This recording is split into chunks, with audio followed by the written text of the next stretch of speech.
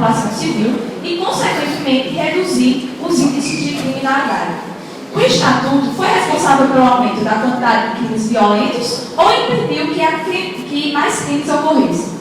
O desarmamento é um tema polêmico que divide opiniões e, por isso, o diretório acadêmico professor Tarcísio Buriti e o grupo libertário Joaquim Nabuco realizam o evento Desarmamento em Debate. Gostaria de chamar para compor a mesa o membro do grupo libertário Joaquim Nabuco, Matheus Macedo.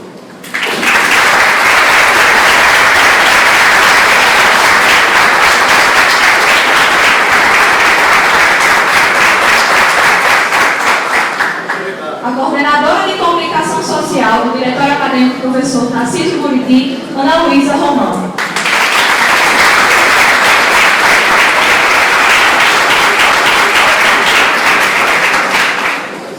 O professor do Centro de Ciências Jurídicas da UEPB, pós-doutor em Ciências Jurídicas Criminais pela Faculdade de Direito da Universidade de Coimbra, Luciano Nascimento.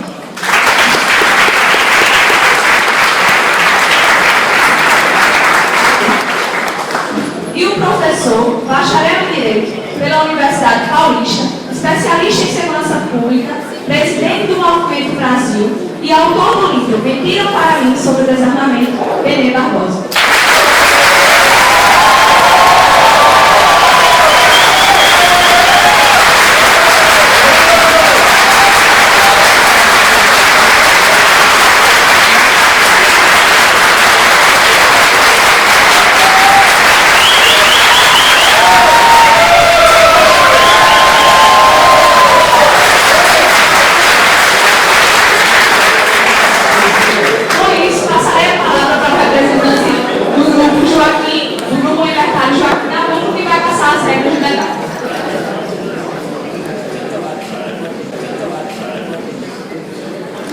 Bom dia a todos. Primeiramente, sejam todos bem-vindos. Eu queria agradecer em nome do grupo Joaquim Nabuco e do diretor acadêmico Tarcísio Buriti. E é com imenso prazer que nós começamos agora o sexto Saiba Direito, Desarmamento em Debate. O formato do debate será dividido em 2 blocos. No primeiro, cada debatedor terá 20 minutos para fazer uma exposição inicial e depois 10 minutos de réplica e 10 minutos de tréplica. Passando esse primeiro momento, nós abrimos para as perguntas da plateia, que provavelmente algum representante vai estar aí recolhendo as perguntas de vocês. E, por sorteio, o primeiro a falar será o professor Luciano Nascimento. Então, sem mais delongas, eu passo a palavra aqui para o professor.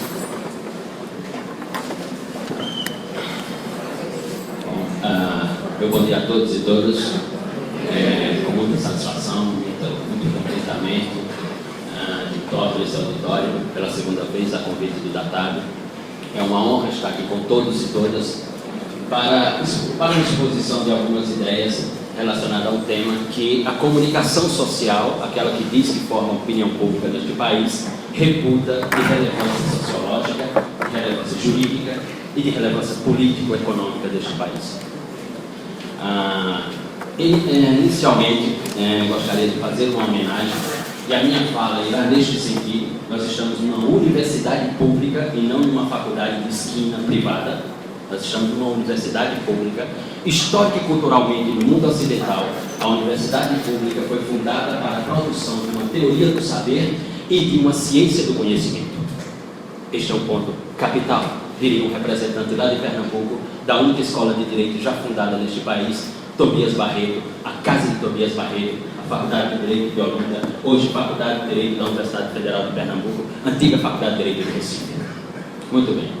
Minha fala vai neste sentido, em homenagem a um grande autor, ou o principal autor do século XX, o único a construir um pensamento original no século XX, professor Hans Kelsen. Kelsen, a você vai a minha fala. Quanta saudade de você, Kelsen. Quanta saudade de uma pessoa que nunca conheci. É para você também a minha fala. E para aqueles que depois de Kelsen fundaram um movimento chamado construtivismo, na história da memória, na história do pensamento, na história do saber, na história do conhecimento, na história da ciência do mundo ocidental. Eu me refiro ao primeiro deles, e a ordem é cronológica, Tobias Menezes de Barreto, do século XIX. Me refiro a autores importantes europeus como Nicholas Luhmann, como Spencer Brown na Inglaterra, como Ernest Clausewitz e um nome que não pode ser esquecido, o último dos construtivistas, professor Rafael de Jorge. Muito bem. A questão a ser debatida aqui, ela não é tão simples e superficial como se coloca. Ser contra ou a favor ao desarmamento. Ou seja, ser a favor de militarizar uma sociedade ou ser contra militarizar uma sociedade. Não é isso. Este pensamento é esgotado. Este pensamento dual da sociedade ocidental se esgotou. Ora, ele se esgotou efetivamente na expansão napoleônica, ele se esgotou efetivamente na Primeira Guerra Mundial, ele se esgotou efetivamente na Segunda Guerra Mundial, ele se esgotou na Guerra do Leste Europeu com a Sérvia e Kosovo, ele se esgotou no processo colonialista do mundo ocidental na África. Entre ser bom ou ruim, entre ser positivo ou negativo, entre ser bonito ou feio, entre ser rico ou pobre. Não. E aqui vai a minha fala. O título desta fala será: não é entre o desarmamento ou o armamento. 2 pontos. A questão é entre inclusão e exclusão com tecnologia dual da formação da sociedade moderna. Este é o ponto. E eu colocarei 4 tópicos em discussão. Primeiro deles, complexidade versus método comparativo. Segundo deles, distinção e cognição, o processo de construção entre construção e causalidade. O terceiro deles, risco e perigo. O que é risco e o que é perigo numa diferenciação científica funcional. E o último deles, que parece a palavra da moda na linguagem do sistema de comunicação social: segurança pública. Muito bem.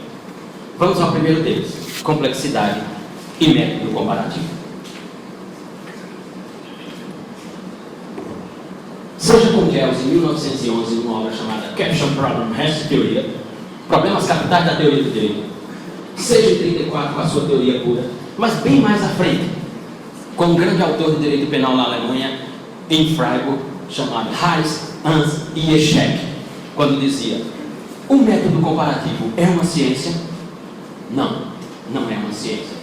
O método comparativo não serve. Ou seja, dizer que determinados países enrijeceram as suas legislações para proibir o acesso às armas ou dificultar o acesso às armas, criaram critérios rigorosos para dizer que determinadas pessoas ou a população em geral não pode andar armada, e comparar isto com outros que liberaram essa legislação, esse método comparativo não serve.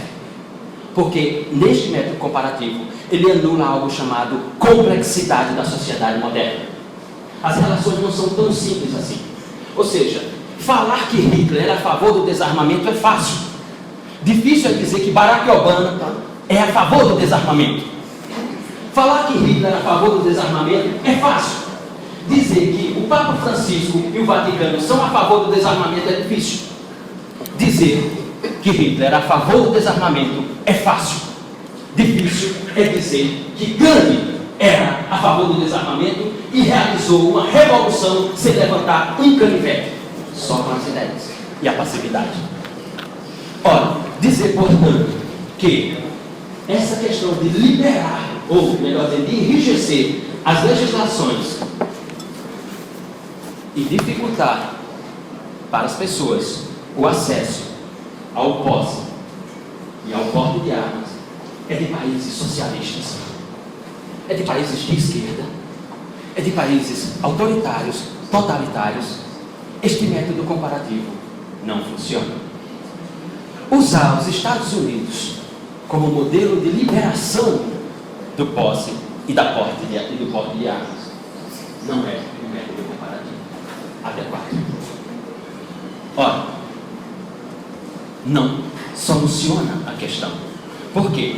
Porque a legislação, como já havia escrito Kells em 1911, essa herança do século XIX de que uma lei vai resolver os problemas sociológicos de uma nação, este é um pensamento esgotado no mundo ocidental.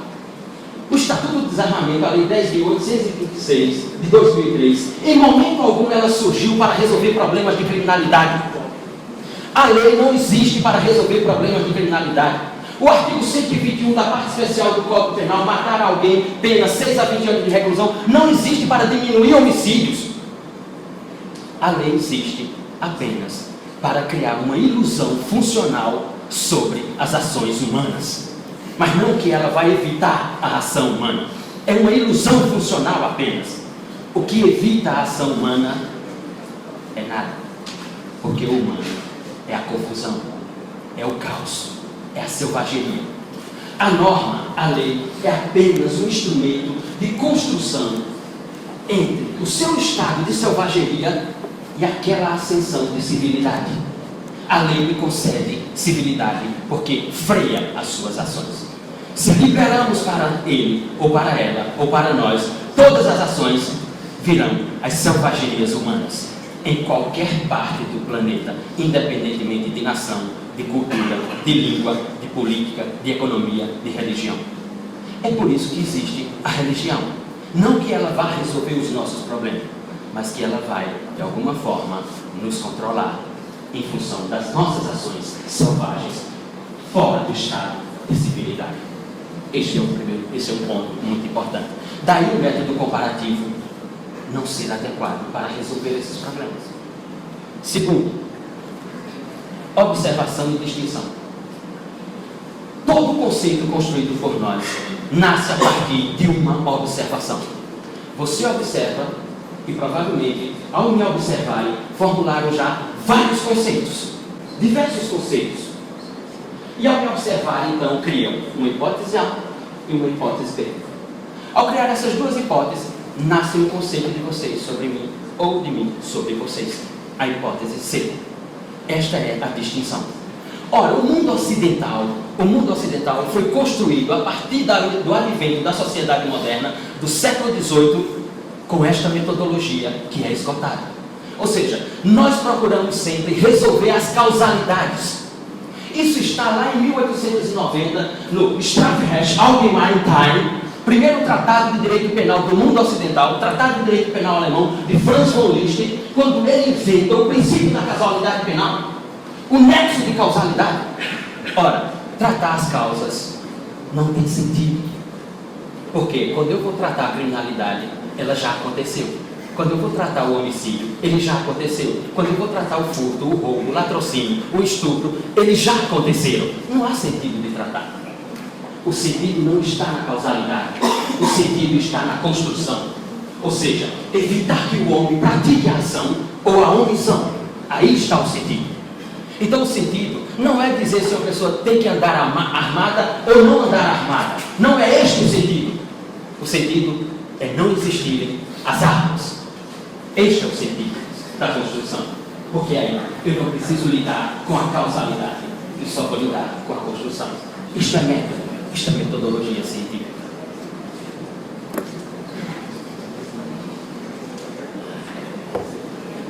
Terceiro ponto.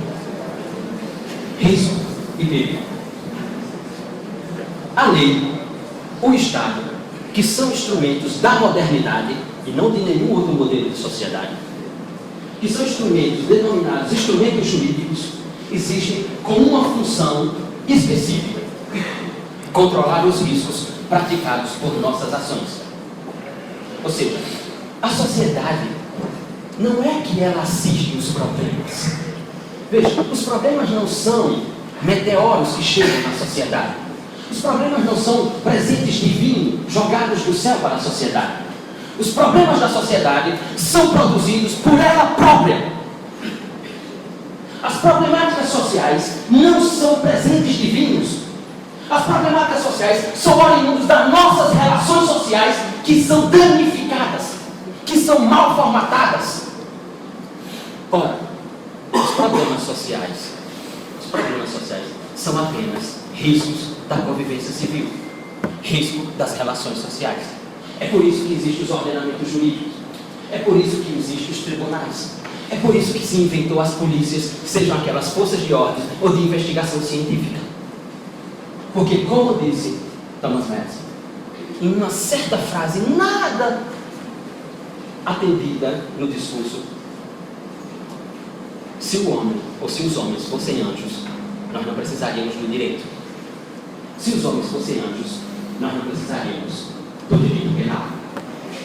É por isso que existe a lei, para controlar os riscos.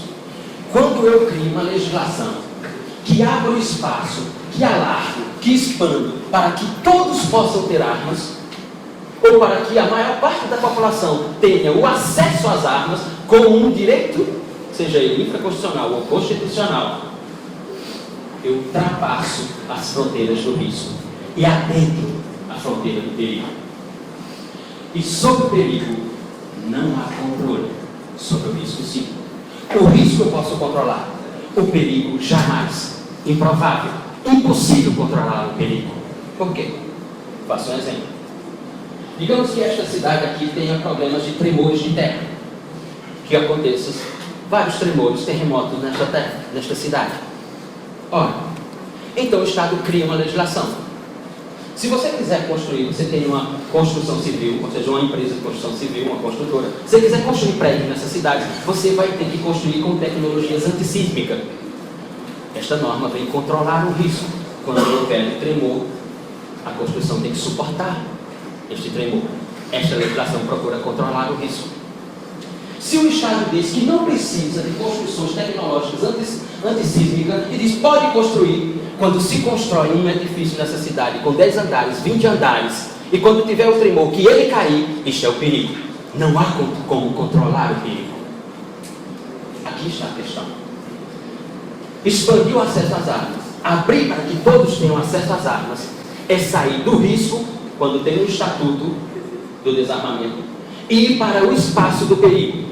Porque agora, se todos podem ter armas, as ações se tornam incontroláveis. Todos poderão fazer o que bem entender à luz de um argumento chamado autodefesa. Agora, pense bem, você pode utilizar o argumento da autodefesa, mas o outro pode utilizar também.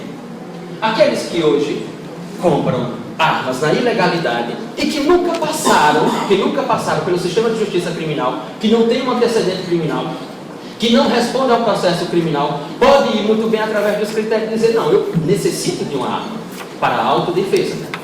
Então, se antes ele comprava na ilegalidade, e abrindo um parênteses aqui, é bom nos perguntarmos se essas pessoas compram armas na ilegalidade, armas privativas de forças armadas, quem é que vende a elas?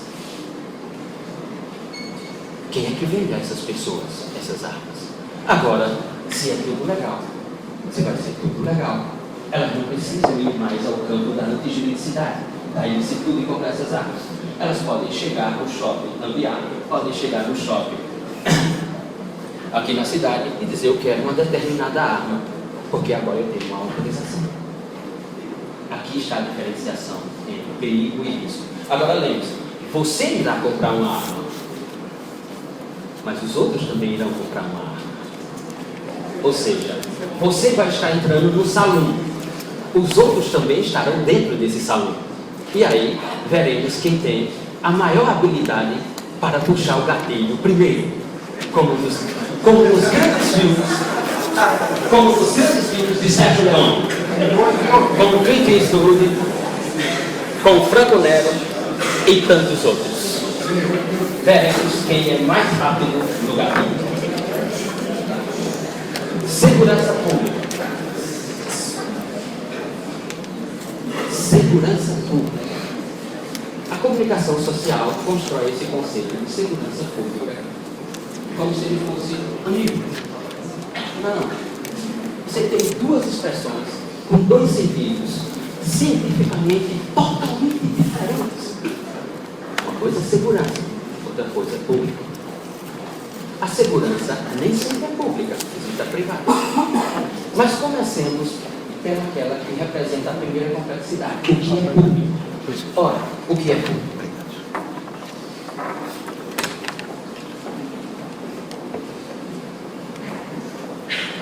Público é uma expressão surgida com a modernidade para transformar comunicações sociais de relevância em interesse de uma comunidade, interesse de uma coletividade. Ou seja, público é a palavra que vai cumprir funcionalmente, na linguagem, a relevância para todos. Então, se há um tema de relevância para todos, ele se torna público e não de outra natureza. Esta é a questão. Ou seja, por outras palavras, eu quero dizer que o que não tinha importância passa a ter importância, porque agora tem um destinatário. Ou seja, o público, que não é público, passa a ser público sem nunca ser público, ou sem nunca ter sido público. Pegue, por exemplo, o artigo 1º, parágrafo único da Constituição. O poder emana do povo, que pode exercê-lo diretamente ou por representação. Aquela é uma ilusão funcional. Ora, a expressão segurança tem muita complexidade. Se a segurança existe para assegurar a todos nós, porque somos públicos, quem assegura a segurança? Se a segurança tem a função de dizer que estamos em segurança, quem diz que a segurança é segura? Quem constrói a segurança? O quanto há de segurança na segurança? O quanto há de público na segurança? Qual é o conceito de segurança? Mais ainda, qual é o conceito de segurança pública? Essa expressão segurança pública nada mais é do que um conjunto de tecnologias comunicativas para, de alguma forma, controlar todas as relações sociais. Porque se ela verdadeiramente existisse, nós não precisaríamos estar falando de segurança pública. Como ela não existe, a comunicação social, então, transforma algo que não existe em existente. Fácil demais. Ora, esses 4 pontos delineiam, portanto, uma diferenciação entre o que foi o passado cognitivo do mundo ocidental e o que é o presente do mundo ocidental. Como diz Rafael de Jorge, descrever e discutir é muito mais difícil do que fazer, do que realizar. Porque fazer, realizar, como já havia escrito Franz von Liszt, é um ato mecânico da biologia humana. Agora, observar, discutir, descrever é um ato cognitivo, pensamento, ideia. Ora, muito bem. Falar que todos têm que ter acesso às armas e terem acesso às armas é fácil. Observar as complexidades que virão depois, ou seja, observar o que está oculto a uma liberação dessa natureza, não é fácil. O problema é, quando acontecer, não há mais o que fazer. Quando acontecer, não há mais como controlar. Quando acontecer, não há mais como dar um passo atrás para se reconstruir. Olha, o Brasil, que em 2003 instituiu a Lei 10.826, denominada Estatuto do Desarmamento, não está sozinho.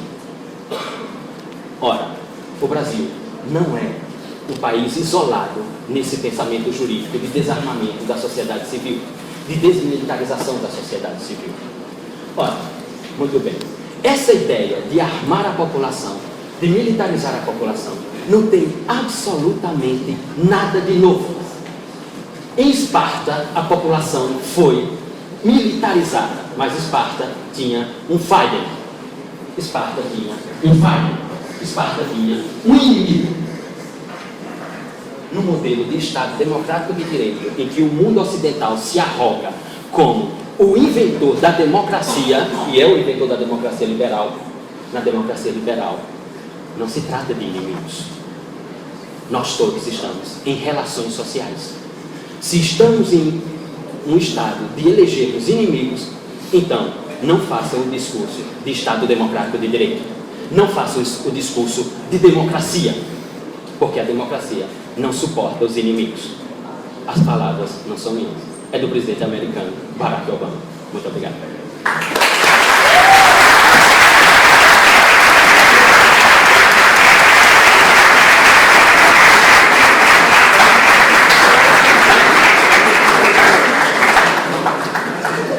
Obrigado, professor. Eu passo agora a palavra ao professor Benê Barbosa. Professor, 20 minutos.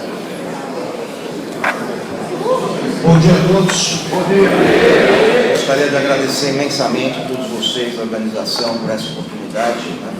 para se debater um assunto que ainda foi muito pouco debatido, embora aí alguns grupos, né, se agorem e digam aí que houve um debate para aprovação do PL 37, para a Lei 10.826, o Estatuto do Desarmamento. Né?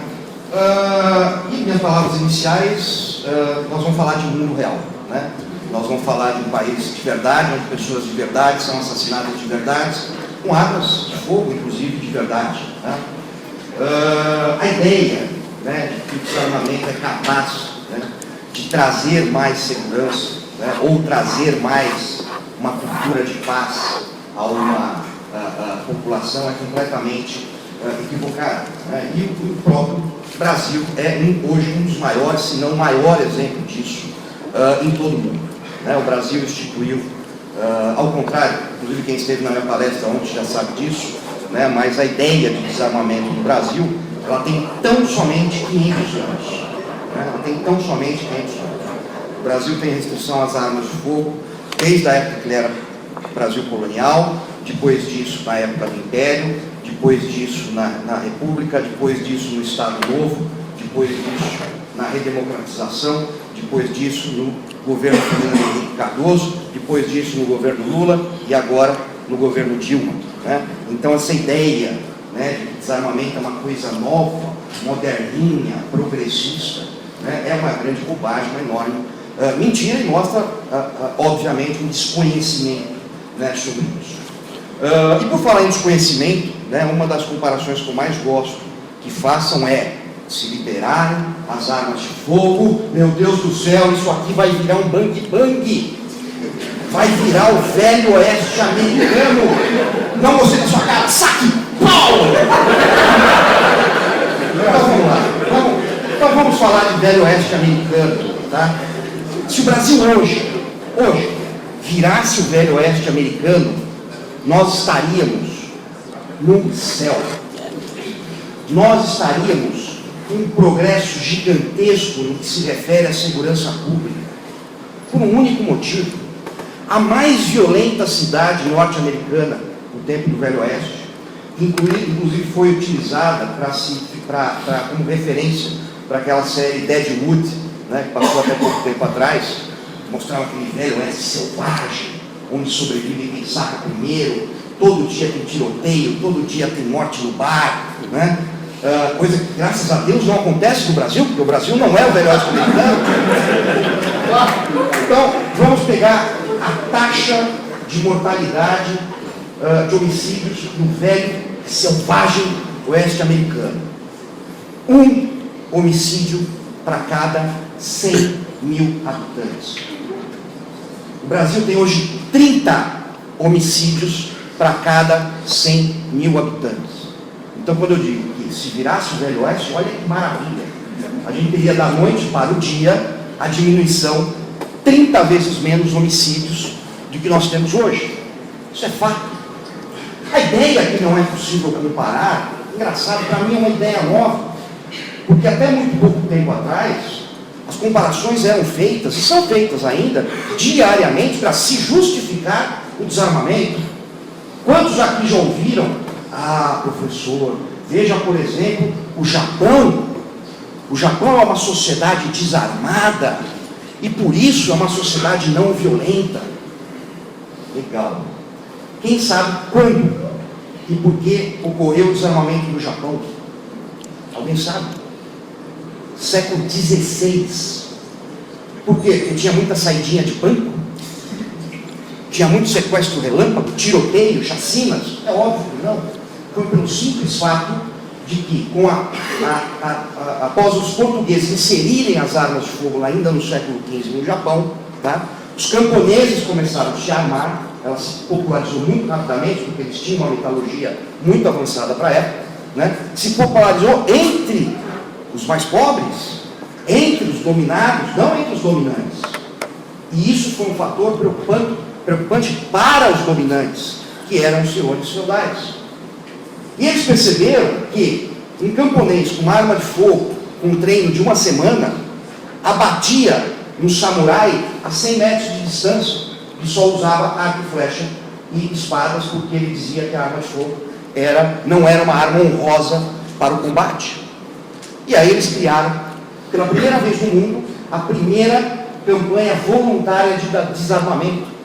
E chamaram os camponeses dizendo: olha, nós precisamos levantar metal, aço, para construir no Japão a maior estátua de Buda que o mundo já viu. E os camponeses obedientes foram lá, entregaram suas armas. Logo depois, aqueles que não entregaram, as armas foram confiscadas, e isso fez com que eles ficassem sob o jugo dos senhores feudais por pelo menos mais 2 séculos. Controle social. Hitler era a favor do desarmamento? Não. Hitler era a favor do controle de armas, porque o seu exército estava cada vez mais armado, a SS estava cada vez mais armada, os seus partidários do Partido Social Alemão estavam cada vez mais armados.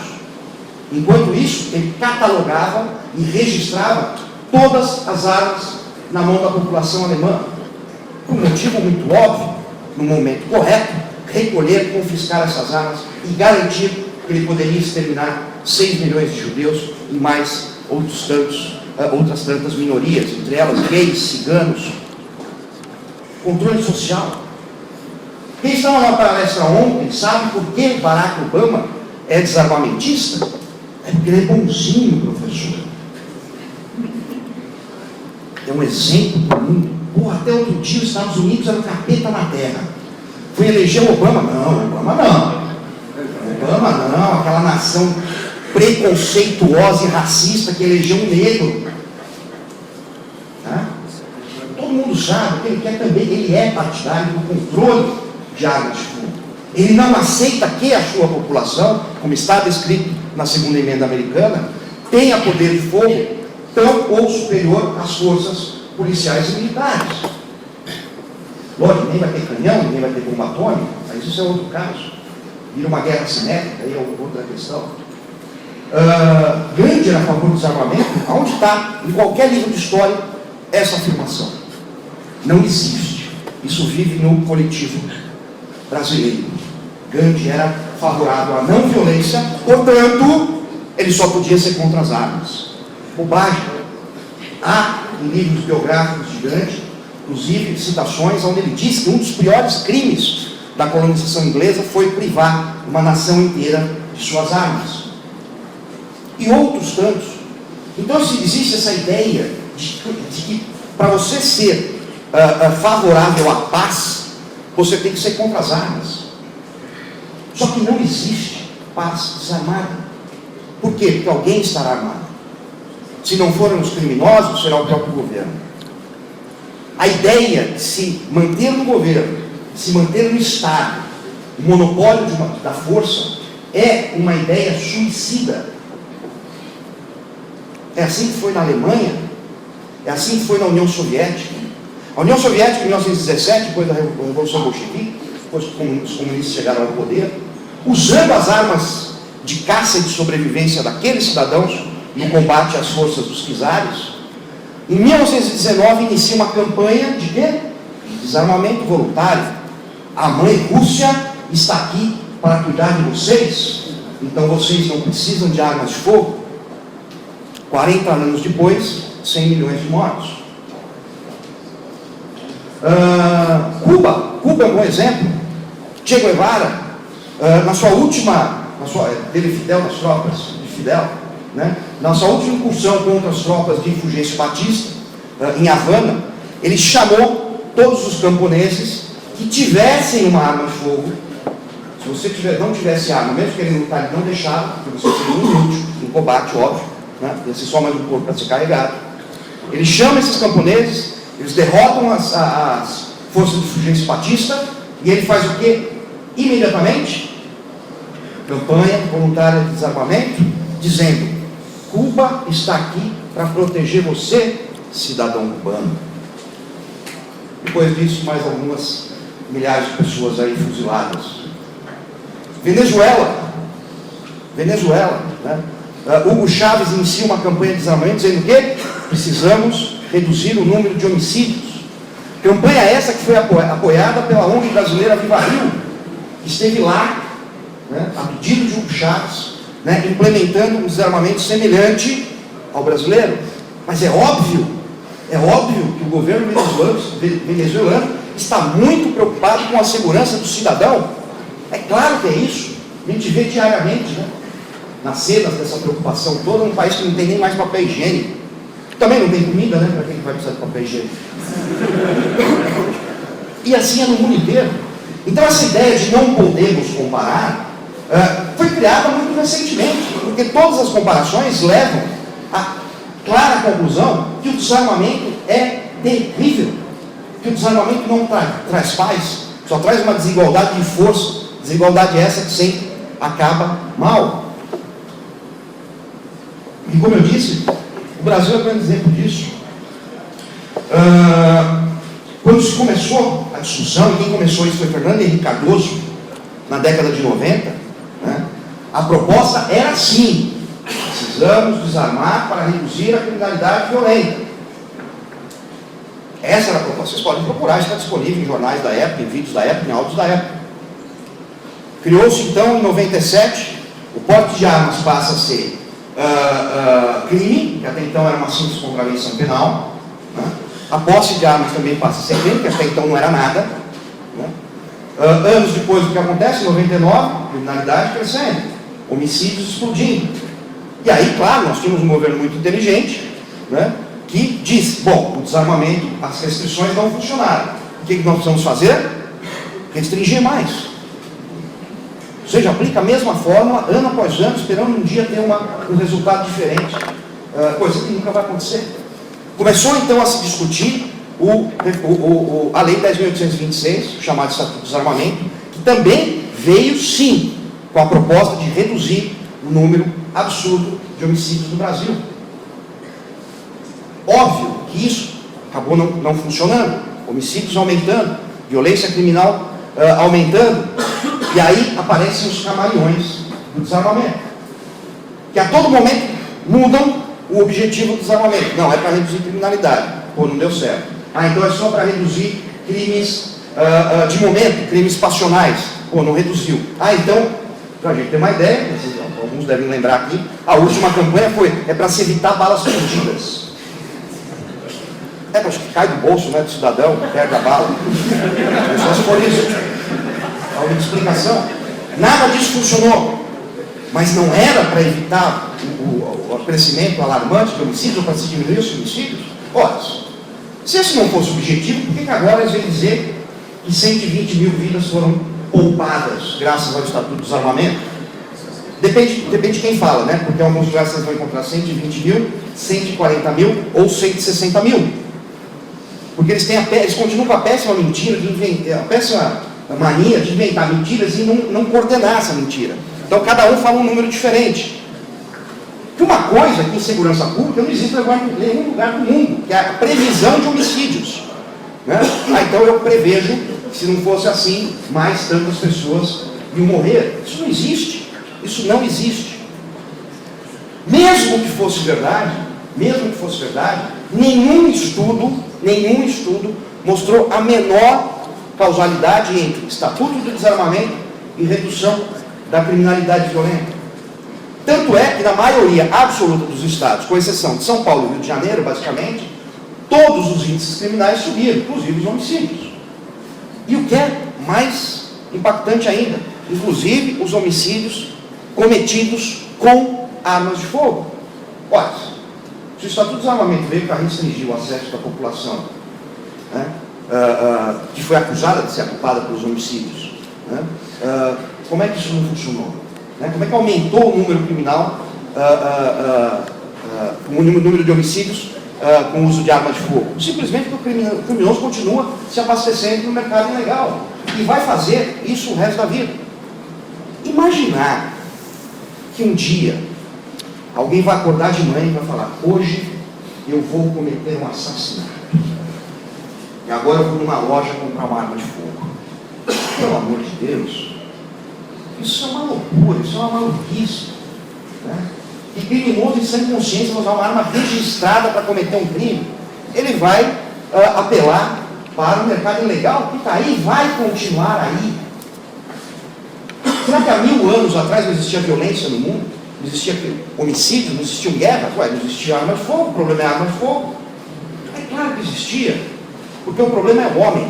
O problema é aquele que escolhe, por livre, espontânea vontade, cometer crimes. E está aí o cerne dessa questão. Hoje, a legislação brasileira, né, a ideia de que o criminoso é a vítima e não o algoz, a vítima da sociedade, do capitalismo, do consumismo, não teve estudo, não teve casa, e só por isso ele está justificado a sair matando um pai de família num assalto. Ou então aquela ideia de que roubar um biscoito, né, é tão grave como botar fogo num dentista durante um assalto, como aconteceu 3 vezes em São Paulo, só no ano passado. Para encerrar, né, esse ponto, eu deixo bem claro, né, eu estudo esse assunto há 20 anos, especificamente esse assunto. Isso deu origem ao livro que eu escrevi junto com o Flávio Quintela, sobre as mentiras que são contadas e, né, repetidas sobre a questão do desarmamento. O que eu posso dizer hoje com a mais pura certeza, né, é que o desarmamento ou o controle de armas, ele não está tratando de armas, ele não está tratando de criminalidade. O que ele está fazendo, o que ele está colocando em risco, é a liberdade de todos nós. Muito obrigado.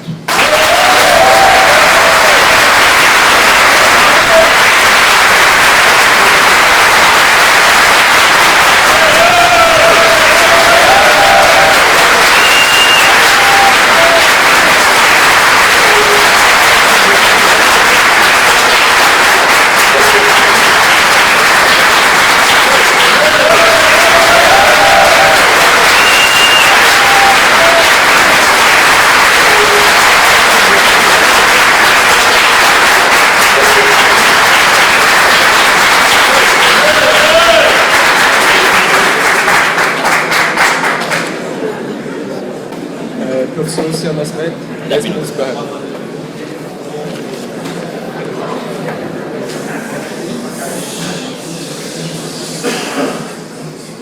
Como iniciei meu discurso em homenagem a uma pessoa a qual eu nunca conheci, mas sinto enorme saudade, volto a reafirmar, professor Hans Kelsen.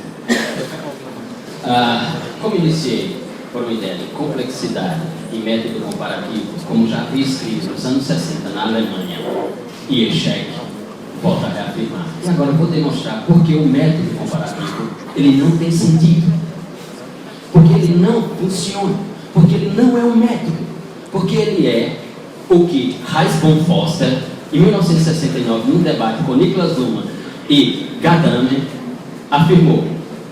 O método comparativo procura criar uma verdade. O problema, como dizia Heinz von Foster, é que a verdade, abre aspas, a verdade é a construção de um grande mentiroso, fecha aspas. Mas isso só se aplica ao método comparativo, professor? E o outro lado, como fica? Eu posso ter é uma questão de educação. Nós estamos numa universidade pública. Isso aqui é uma universidade pública. Só para o senhor responder a isso. Desculpe, meu querido. Não vai ter um momento para se fazer pergunta? Ou eu estou equivocado? o segundo bloco vai ser terá um momento para se fazer perguntas. Eu sou muito mal informado. Você é muito bem informado. Eu sou muito mal informado. Por isso que eu te perguntei, para melhor me informar. Desculpa. Se eu fosse bem informado, não teria perguntado.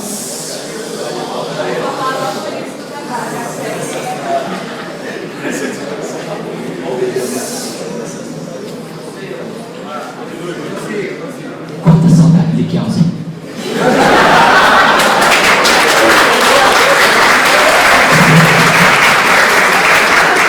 Quanta saudade de uma pessoa que nunca conheci. Muito bem. Vamos ao método comparativo. Vamos aí ao método comparativo. É Venezuela, é Brasil, é Cuba. Não, meu querido, não é não. Vá morar na Austrália. Vá para a Austrália. Tem que ter uma arma na Austrália.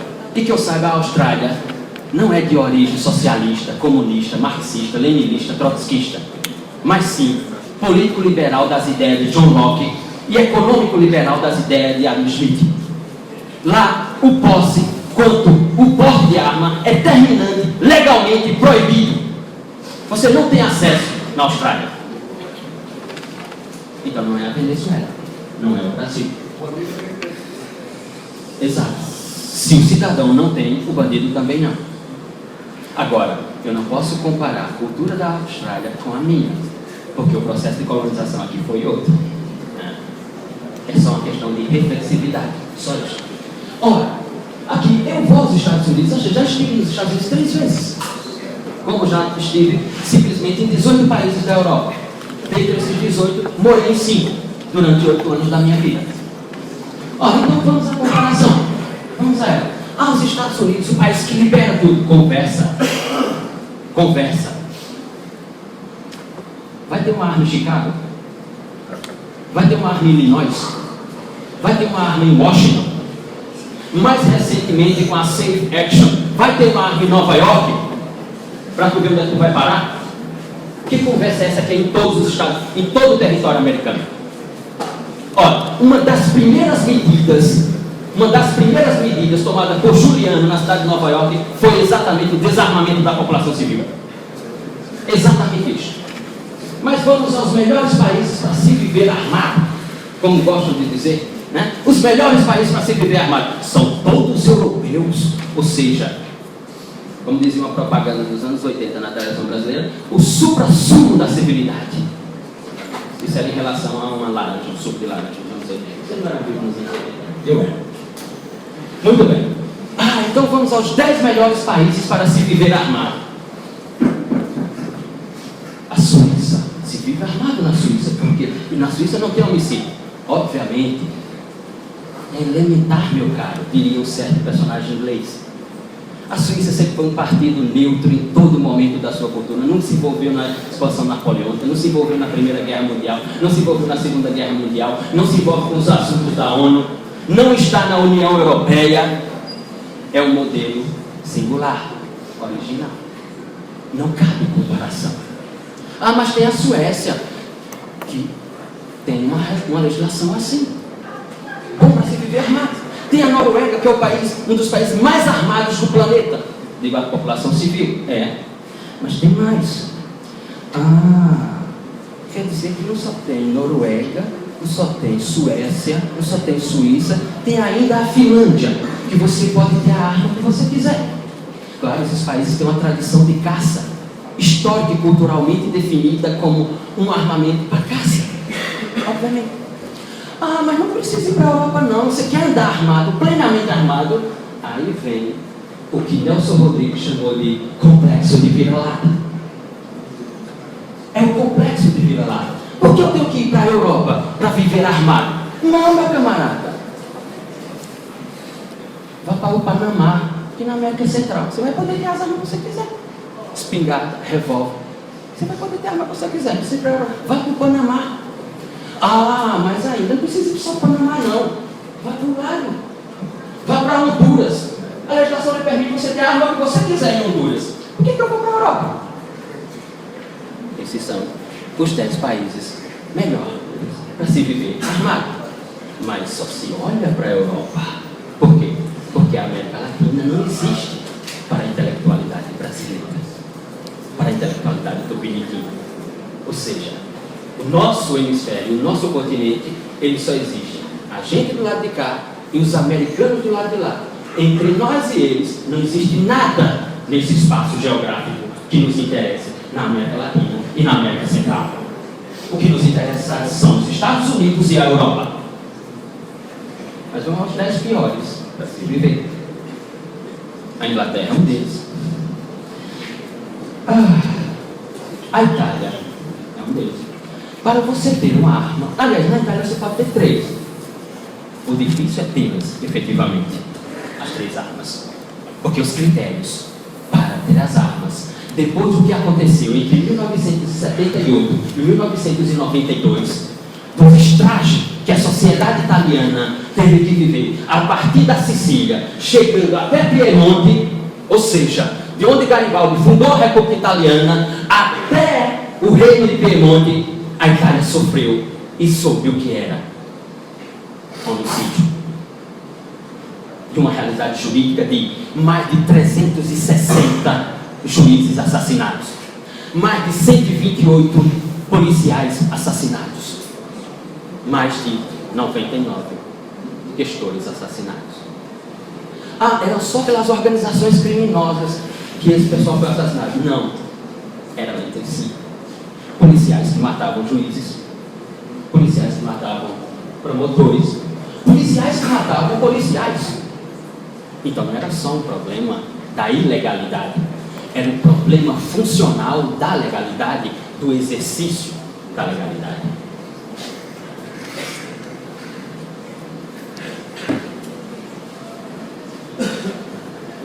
O Japão, os portugueses no Japão. Ainda bem que não estavam aqui Jorge de Figueiredo Dias, Manuel da Costa Andrade, José de Faria Costa, Ana Bela Miranda Rodrigues e outros professores da Universidade de Coimbra, porque se tivesse escutado isto, uma universidade que tem apenas 700 e tantos anos de fundação, fundada em março de 1290 por Dom Afonso Henrique. Se tivesse escutado isso, tudo bem. Olha, no Japão, só apenas policiais e esportistas de armas podem ter armamento. Nenhum civil pode ter armamento. E nós estamos falando de um país que tem uma cultura extraordinária de arma. Não de arma de fogo. De arma que é arte. De arma que é cultura. De arma que é ciência. Assista minimamente os filmes de Tarantino. Especificamente Kill Bill. E vai notar o que é uma espada como uma arte e não apenas como um instrumento de tirar a vida do outro. Há toda uma complexidade em torno daquilo, há todo um contexto em torno daquilo. Não é cortar o pescoço de alguém simplesmente. Muito bem. Mas essas legislações são rigorosas, né? Mas nós aqui matamos muito. No Brasil se mata muito. Levante a mão aqui e seja honesto. Quem nos últimos 30 dias ouviu falar que teve um homicídio no Cabo Branco, um homicídio ali, no Tambaú, na hora. Um homicídio em Tambaú e Cabo Branco, dessa origem aqui de desarmamento.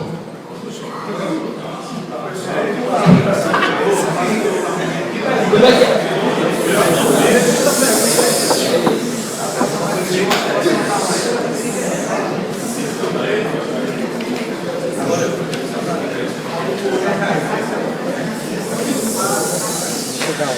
56 mil e alguma coisa homicídio, como divulga o Ministério da Justiça, e como aqui foi dito, e que não é possível evitar, é só perguntar, por exemplo, e na Academol e falar com o diretor da Academia de Polícia Civil, Severiano Pedro Nascimento, se há possibilidade de mapear onde ocorrem os homicídios ou não. Se há tecnologia para mapear onde vai ocorrer os homicídios ou não. A Globo News de ontem mostrou isso. Levantamento da Zona Norte do Rio de Janeiro. A Zona Norte do Rio de Janeiro, entenda, Acari. Ponto Acari. 99,5% morte de homens em homicídio no Acari. 80% dessas pessoas negras. 75% dessas pessoas entre 19 e 25 anos. Ou seja, se sabe onde ocorrem os homicídios. Se sabe perfeitamente onde se ceifa a vida de alguém. E não é em toda a cidade, em todas as cidades. A Polícia Civil tem tecnologia para isso. A Polícia Federal sabe onde isso ocorre. Esta é uma discussão que não precisa ser levantada. Ora, portanto, o método comparativo não resolve o nosso problema. O método comparativo não vai eliminar os homicídios dessa sociedade. É bom não nos esquecermos que se o desarmamento é uma medida de 500 anos, me parece que se houvesse aqui alguns antropólogos e historiadores, isso teria que ser melhor esclarecido. Porque quando os portugueses chegaram aqui, e chegaram aqui com a pólvora, quando chegaram aqui em 1500, nós tínhamos simplesmente 10 milhões de indígenas. Quando eles saíram, nós tínhamos 200 mil. E quando eles saíram, não foi em 1500, mas mais de 350 anos depois. Então, note qual é a nossa cultura, note qual é a nossa história. Que aquela balela de Gilberto Freire, lá em Pernambuco, de Casa Grande e Senzala, de que se convive harmonicamente, uma balela de sociologia, e que aquela balela de Gilberto Freire, aquela balela sociológica de Gilberto Freire, de que o homem brasileiro é o homem cordial, não me parece corroborar com a sociologia. É só isso.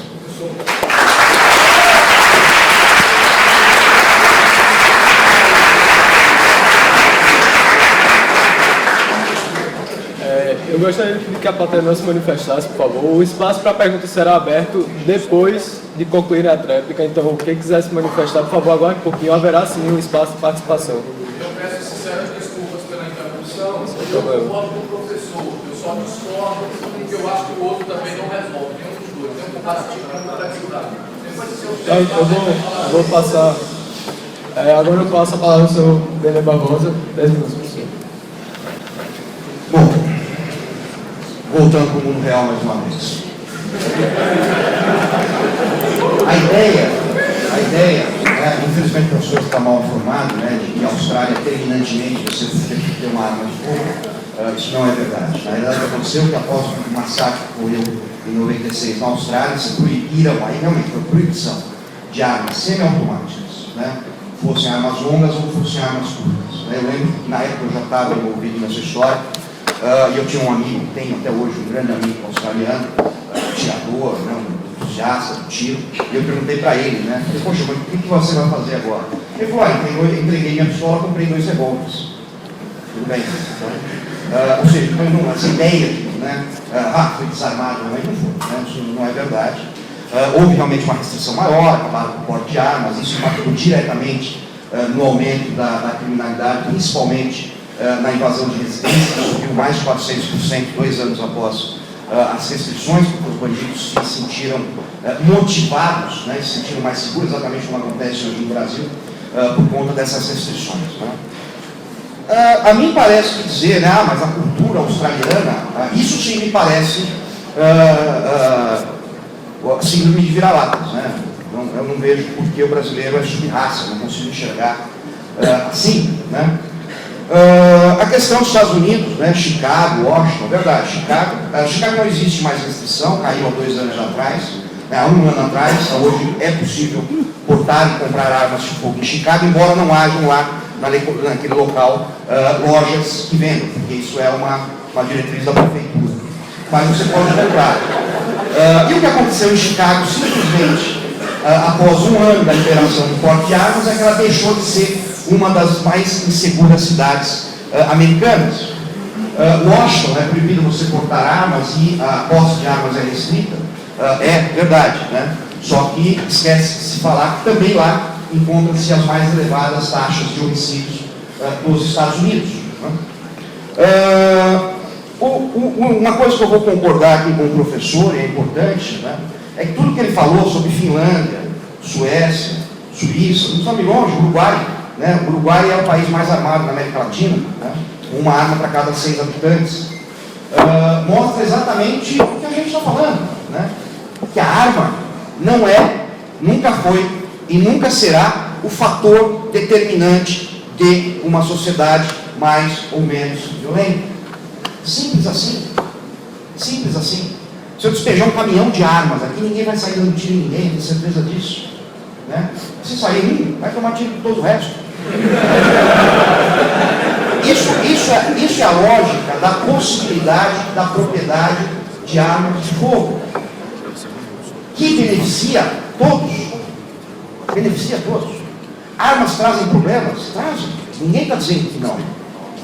Só que elas trazem benefícios. E o problema é que esses benefícios, que são sempre superiores aos problemas, nunca são divulgados ou discutidos com seriedade. Um exemplo rápido que eu dei ontem na palestra. O que aconteceria, vamos imaginar que nossos queridos policiais não estão ali, ou estão desarmados, vamos imaginar que o governador desarmou os policiais também, e entra um maluco por aquela porta e diz, vou matar todos vocês. O que pode impedi-lo? Cultura da não violência, cultura da paz. Cidade grande, né? Eu acho que é provável isso.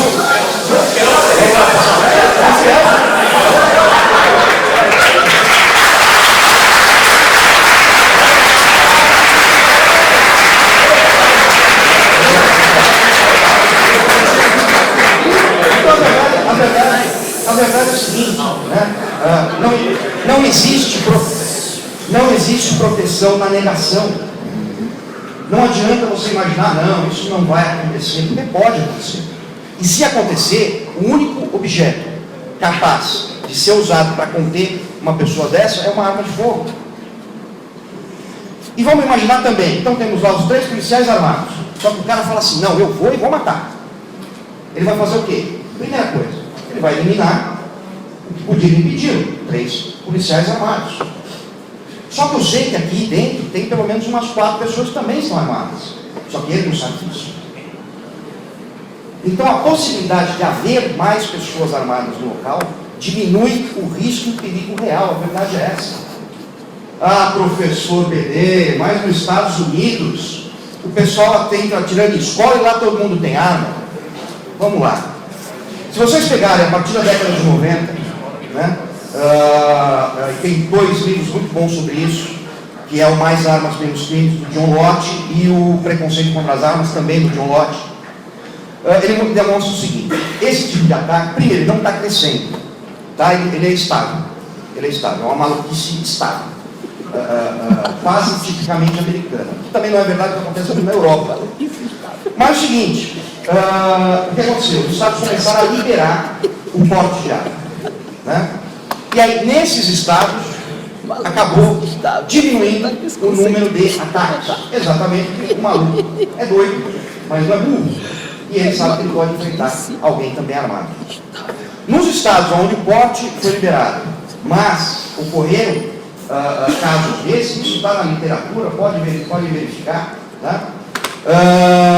Todos os alvos foram as chamadas gun-free zones, ou seja, locais onde ninguém poderia permanecer ou entrar armados.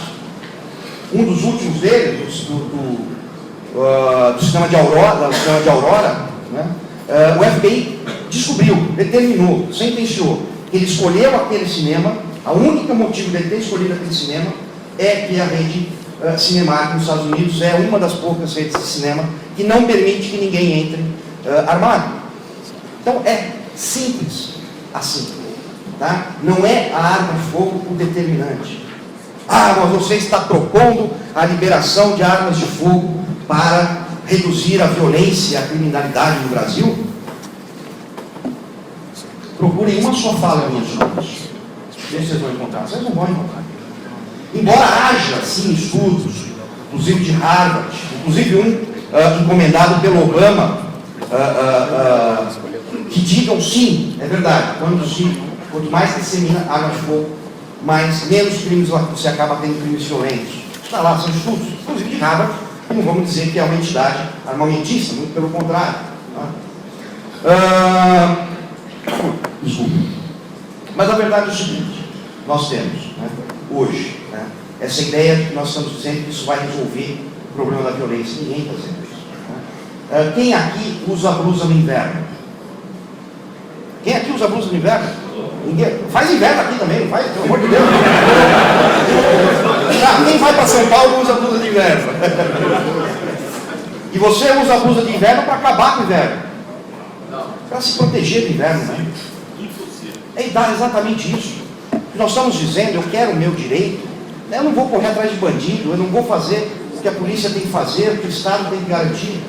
Eu quero uma arma de fogo, e eu vou ter uma arma de fogo independente dessa lei ou não, a verdade é essa, para defender a minha vida, para defender a minha família, para defender o meu patrimônio, para defender aqueles que eu amo. Eu quero uma arma de fogo, não sou favorável à guerra, não sou militarista, eu quero uma arma de fogo exatamente porque eu sou a favor da paz. Obrigado.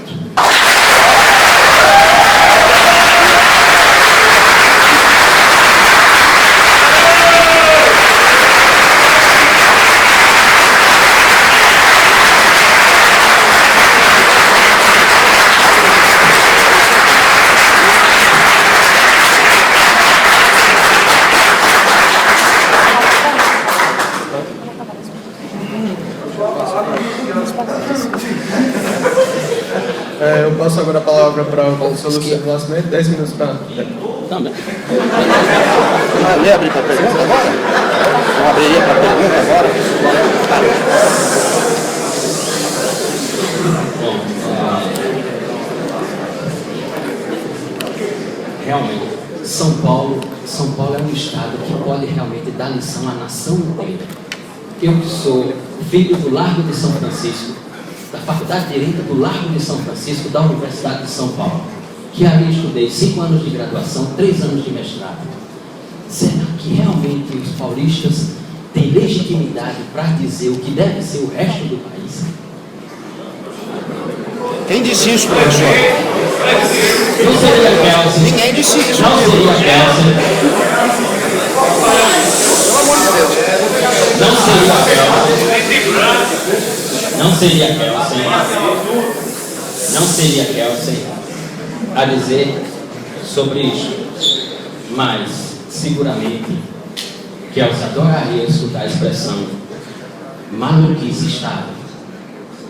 Se tem algum psiquiatra aqui, se quiser se manifestar sobre qual é o conceito científico do ponto de vista da psiquiatria sobre isto, eu gostaria de escrever um artigo depois. Ele não se referiu, amigo.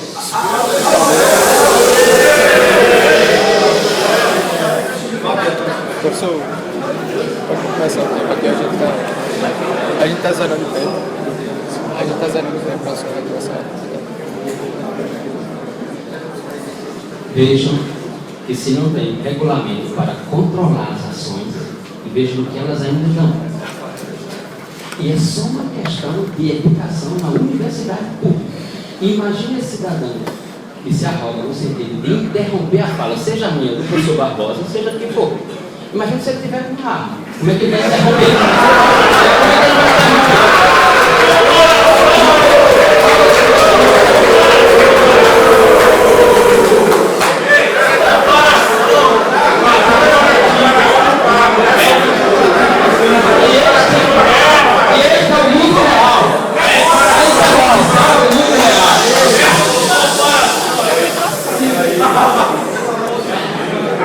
Como diz aqui na Paraíba, eu que cheguei há pouco tempo, como diz aqui na Paraíba, chupa essa manga. A peixeira. Pode ser. Se você tiver com uma, provavelmente se tivesse com uma, provavelmente usaria. Provavelmente usaria. Hã? Nós não estamos no mundo real? Aqui é o mundo real. Só alguns estão na ficção. Veja. Acima de mim. É a nossa memória democrática. A nossa memória de Estado Democrático de Direito. Afirmo. Esta é uma afirmação. A democracia neste país não é uma conquista popular. É uma concessão das elites.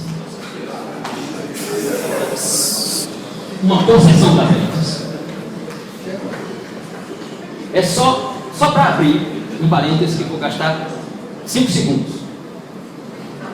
O único país que tem senhores foi lá na Faculdade de Direito de Pernambuco, na Faculdade de Direito de Recife, 25 de agosto de 1883, num texto chamado Uma Nova Intuição sobre o Direito, grande Tobias Barreto. O único direito constitucional do mundo ocidental. A Inglaterra não inventou isso, os Estados Unidos não inventaram isso, nenhum outro país no mundo ocidental inventou isso. Nós inventamos a escravidão como previsão constitucional. É a nossa memória do direito, a memória do direito neste país. Por isso, leis, neste sentido, do Estatuto de Desarmamento. Porque nós somos o único país do mundo que se auto-intitula liberal e que normativizou a escravidão como direito constitucional. De um homem ir ali na esquina e comprar outro, desde que o outro fosse negro. É por isso. Só por isso, fecha o pai. Vamos lá.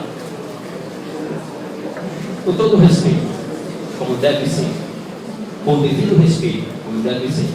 Com o máximo respeito à pluralidade de pensamento, como deve ser no mundo moderno. Que não estamos no medievo. com o devido, com o máximo respeito a todas as ideias. O cego não precisa sonhar que é cego para saber que é cego.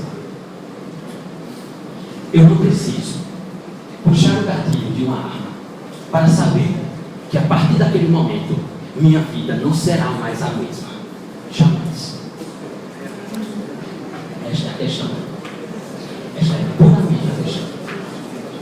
Ou seja, tocar no desarmamento, no armamento é fácil. Como diz Rafael Jorge, fazer isto é fácil. Analisar as complexidades é mais difícil. Analisar a corrupção dentro das forças de ordem é difícil. E aqui faço uma homenagem a coronel da Polícia Militar como Ismar Mota, no seu tempo do 4º Batalhão de Guarabira, ao coronel Valério, da sua administração atual, do 4º Batalhão de Guarabira, que é o batalhão número 1 deste estado, a colocar o maior número de policiais dentro da universidade, inclusive aqui no curso de mestrado em Direitos Humanos. Jamais acontecido na história e na memória desse estado. Tocar nesses pontos é difícil dentro do sistema. Agora, tratar de superficialidade e fazer as superficialidades é muito fácil. Agora, tocar onde deve ser tocado é muito difícil. Ou seja, buscar ideias antigas para tratar de complexidades. Esse assunto não é nada novo. A fundação, como foi bem informada aqui, como foi bem colocado pelo professor Barbosa. Ou seja, a fundação dos Estados Unidos se deu nessa matriz. Ou seja, aí eu vou tratar as complexidades de hoje com uma matriz do século XVIII. Com todo respeito, com devido respeito, com o máximo respeito. Que sociologia é essa que se constrói neste país? Que ciência jurídica é esta que se constrói nesse país? Que só sabe encontrar alternativas no passado para as complexidades do presente. Não consegue ter uma ideia original. Não consegue ter uma ideia sobre como fugir desse dualismo de armar, militarizar a sociedade ou não militarizar a sociedade. Será que não se pode ter uma ideia nova, alternativa, que se possa construir um modelo de civilidade diferente desse modelo dualista entre estar armado ou não estar armado? Será que eu vou estar sempre olhando para o passado, para buscar soluções no passado, coisas que já foram aplicadas, para uma complexidade do presente? Com todo respeito, com devido respeito, isso aqui é uma universidade pública. A função de quem está nela produzir saber e conhecimento. Se o saber e conhecimento que eu produzo já foi produzido no passado, eu estou apenas copiando, apenas reproduzindo. Não há sentido. Resolver o problema de criminalidade, nenhuma lei vai resolver o problema de criminalidade. Você andando armado não vai resolver o problema de criminalidade, porque quando você tentar resolver o problema de criminalidade com uma arma, meu Deus, aí você vai notar o quanto aumentou as complexidades ao seu entorno.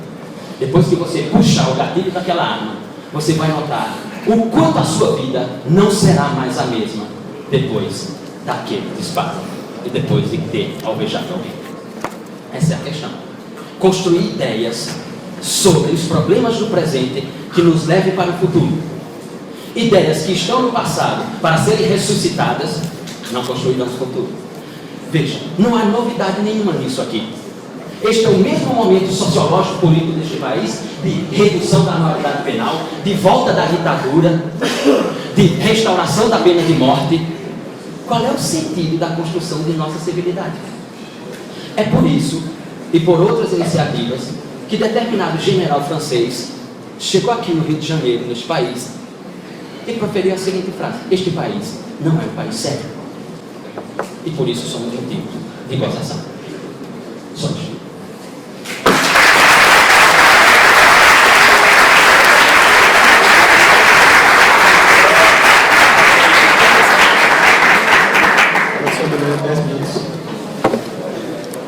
Eu não vou nem usar os meus 10 minutos, né, porque eu acho que a gente tem que seria mais interessante já passar para as perguntas de vocês. Eu acho que é sempre mais produtivo, e eu também tenho horário que eu volto hoje. Volto hoje ainda para São Paulo. Desculpa dizer essa palavra São Paulo de novo, né, porque eu falei São Paulo anteriormente, eu fui acusado aí de estar querendo fazer com que São Paulo decida, a elite branca paulista decida por todo o Brasil, né? Coisa que não...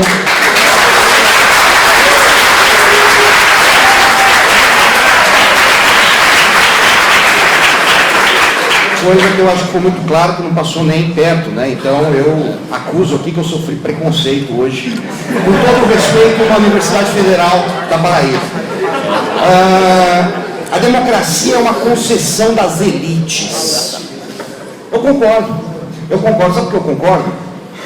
Porque há 10 anos atrás, o governo chamou a população para um referendo. O referendo, a população disse não ao desarmamento, e o PT nunca respeitou o resultado desse referendo. Então, realmente, não temos democracia no Brasil.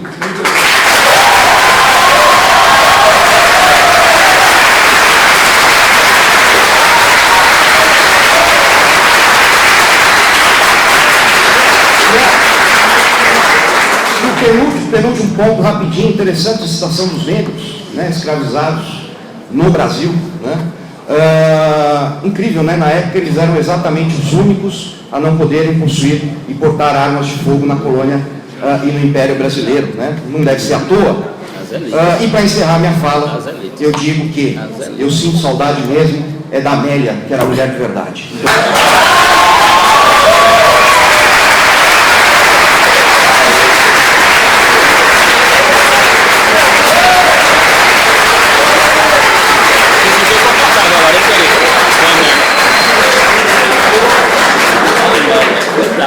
Fantástica, Amélia. Ô Mário Lago. Ô Mário Lago. País da igualdade. Que as perguntas sejam as mais objetivas possíveis, senão... O país da igualdade. Agora nós vamos abrir para as perguntas. Nós só vamos estender o tempo de fazer a pergunta para 1 minuto. O professor Benelli não tem muito tempo, então, por favor, não se estendam muito na hora da pergunta. Nós todos não temos muito tempo, podemos morrer a qualquer momento. Podemos morrer a qualquer momento. Eu abro agora para você. Não é uma característica peculiar.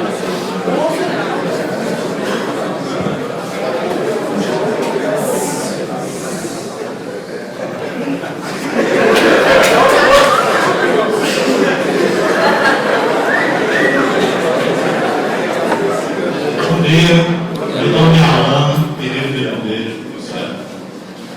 Eu sou professor de filosofia formado aqui na UF. Sou mestre em filosofia. Eu estudei, meu projeto foi sobre o desenvolvimento do pensamento ocidental e toda a crise dele, que vai cair justamente na crise contemporânea, e a sua fala é contemporânea. Não, minha fala é presente. Quando ela fala que não há mais dicotomia. Mas isso é no plano do discurso. Não, tudo bem. O senhor tem todo o direito de sua opinião. O senhor e a sua creio é que não tem o direito de impor essa opinião a 200 milhões de brasileiros que são absolutamente contra o desarmamento. E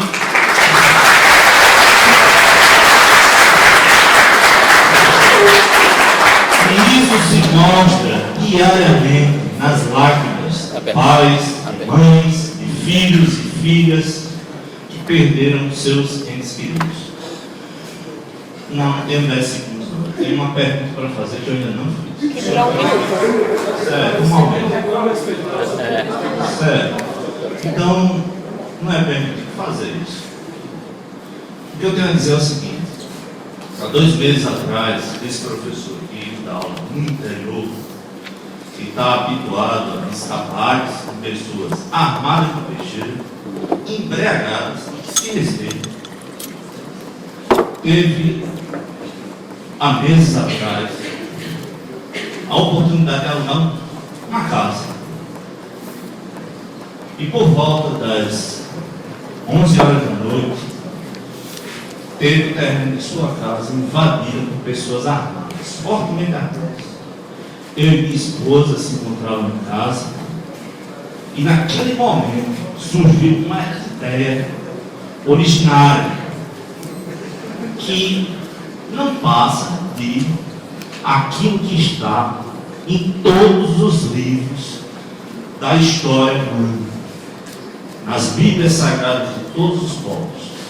E aí eu digo, saudade tem de Homero, que a esquerda não conhece porque fala em Marx. Entendeu? Ela não leu o que é a casa de Odisseu. O senhor que é orador de Antínoo, protetor dele, não sabe o que é a casa de Odisseu. Saudades tem de Shakespeare. Saudades tenho de Goethe. Eu não. Sim, senhor. Fazendo a pergunta.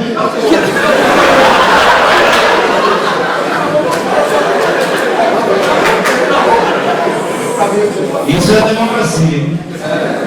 Senhores, a minha pergunta vai para o senhor, porque hoje eu estou aqui e eu não sou diferente de quem eu era naquela noite.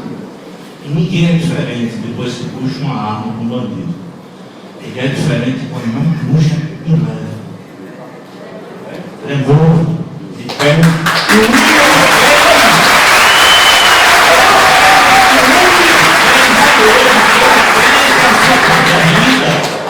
E antes dela, a sua liberdade. Eu lhe pergunto: Pergunte.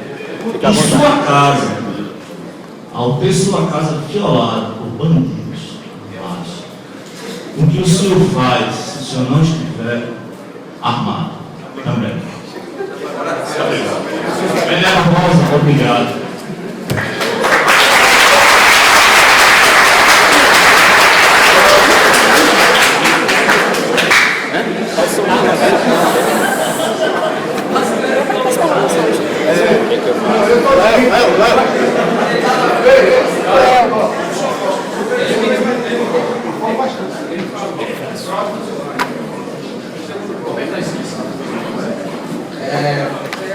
Bom dia a todos. Eu gostaria de fazer uma pergunta aos dois debatedores, e ao professor Luciano é uma coisa impressionante, né? Eu acho que o senhor deveria ser a favor do desarmamento, porque na sua primeira frase, bom dia a todos e todas, o senhor conseguiu assassinar a língua portuguesa e a lógica.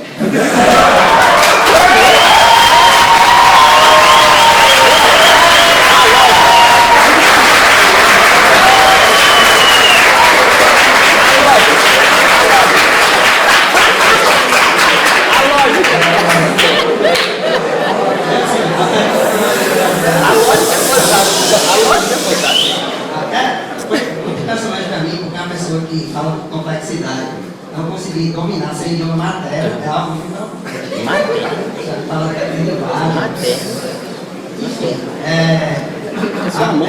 a pergunta que eu gostaria de fazer para os debatedores, uma coisa que eu vi é que muito se ficou batendo em escanteio. Não vou dizer que o debatedor foi o texto, vai ser muito óbvio, mas comece, né? Debates, aí se diz que você ridicularizar o pensamento do outro. De modo a ficar mais fácil, é muito mais fácil você queimar a palha, achando que está queimando o carro. A minha pergunta é: qual foi a bibliografia contrária ao pensamento que vocês leram?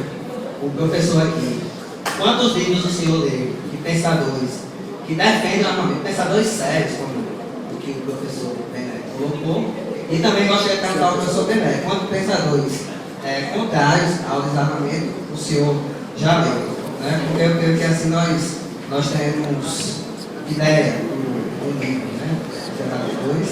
E também gostaria de perguntar, após o debate, né? Eu tenho que continuar as perguntas, seria interessante, quem é e quem não é a favor do desarmamento. Obrigado.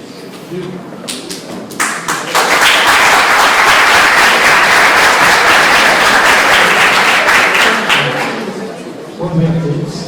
Minha informação, eu sou engenheiro elétrico formado na Eu não sei se vocês trabalham com ciências exatas, mas pronto, e eu acho que essas pessoas que trabalham com ciências exatas vão saber o que eu vou dizer. Matemática mesmo, o método comparativo é usado em ciência e é provado. É usado na astronomia, é usado na medicina, nas ciências biológicas, no DNA, é usado básico na inteligência artificial. É usado na engenharia. É um método comprovado que existe. Eu discordo, no respeito do professor, com tudo que ele fez. Você tem que entender, na área jurídica dele, realmente não compara ele. Mas na área exata, eu sei, eu aprendi o que ele falou sobre o filósofo do nome, dizendo que o cooperativo poderia ser usado em situações complexas. Eu discordo fundamentalmente disso. Ele é usado em situações muito complexas, porque se nada funcionaria, se não tivesse um método cooperativo. Nada funcionaria. É tudo, você pode olhar, todas as pesquisas usam o método cooperativo. Mas, por favor, eu acho que isso não é técnica. Você vai usar outros argumentos e outras palestras. Mas que o método cooperativo funciona. E esse filósofo, além de estudar matemática, ele usou essa frase.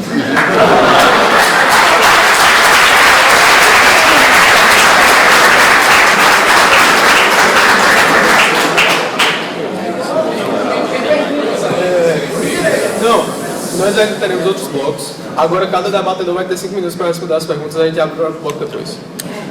5 minutos, professor. Com relação à primeira pergunta, minha fala não é contemporânea, porque não existe um conceito sobre contemporaneidade, é apenas uma palavra.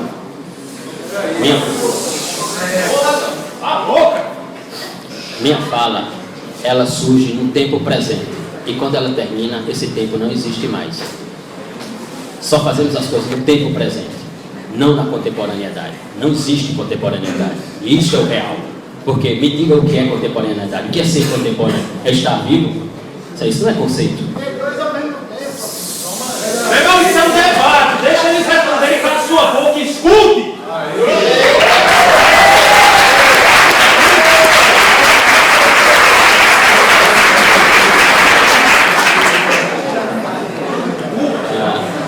Veja,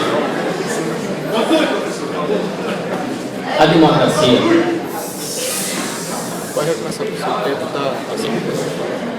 A democracia, seguramente, é uma das invenções mais elogiáveis do homem moderno.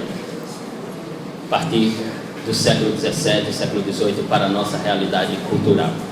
Não há menor dúvida. Esta manhã aqui, em diversos momentos, nós tivemos a comprovação do quanto é difícil materializar o pensamento democrático. Por quê? Interromper, não venha me dizer que você está sendo democrático quando, previamente, pré-estabelecidamente, havia um regulamento. Um regulamento de que o debate se daria fala de um, fala do outro, réplica, tréplica, abertura para perguntas. Veja, mesmo havendo um ordenamento prévio da organização, isto não foi possível em diversos momentos. Então, o que é a realidade? O que é o real? Sem a lei. O que é o real? São as suas ações, puramente as suas ações. Confiemos nas suas ações? Que maravilha! É só fazer um pensamento reflexivo e olhar quais foram as ações do homem só durante a Primeira e a Segunda Guerra Mundial, para saber se podemos abandonar a lei como instrumento de construção da democracia. O que eu faria se entrasse na minha casa? Já entraram.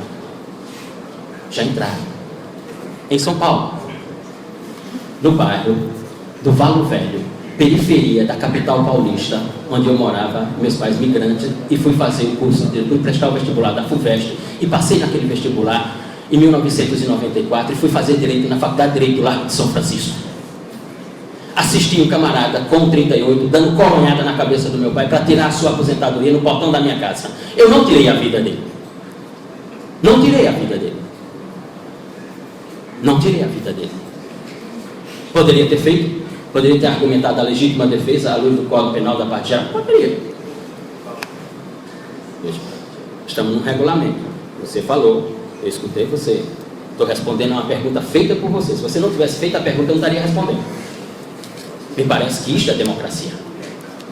Me parece que isto é pluralidade de ideias e de posicionamento.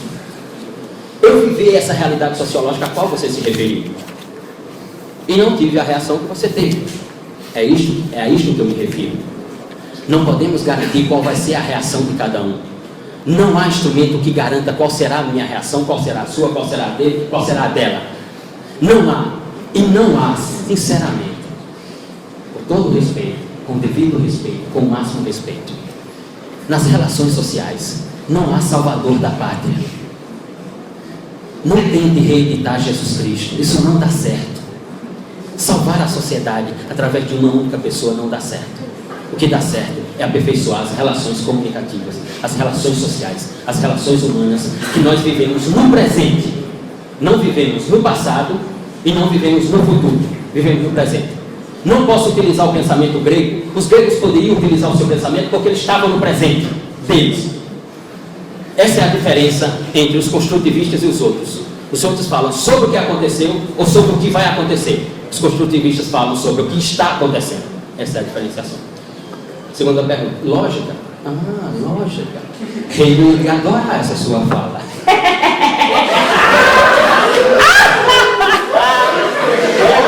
Meu querido, lógica na língua. Tu fala uma língua que nem tua é. A língua dos pais deveria ser tupi-guarani. Tu fala uma língua português, vindo de Portugal, fundado por Dom Afonso Henrique. Vem me dar lição de linguística. Pera aí, meu camarada. Pera aí, fala uma língua que nem tua é. Quando os portugueses chegaram aqui nesse país, existiam 159 línguas, rapaz. Foi por causa de um decreto Marquês de Pombal, 1774, que hoje tu fala português.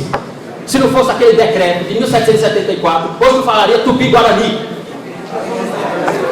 Essa é a questão. E lógica, e sobre lógica, meu querido. Valeu um livro de Hegel de 1814 chamado Ciência da Lógica, para você saber que a lógica só é lógica porque não é lógica.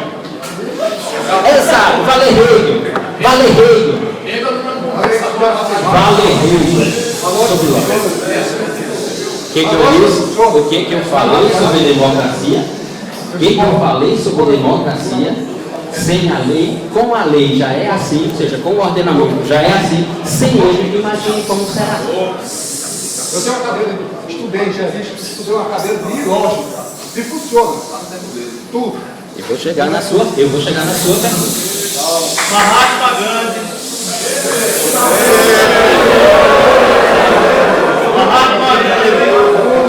Pessoal, eu peço respeito para que o debate possa continuar. Por favor, no próximo bloco o senhor poderá falar, ok? Obrigado. Senão eu vou sair daqui e vou fazer exato. Isso aqui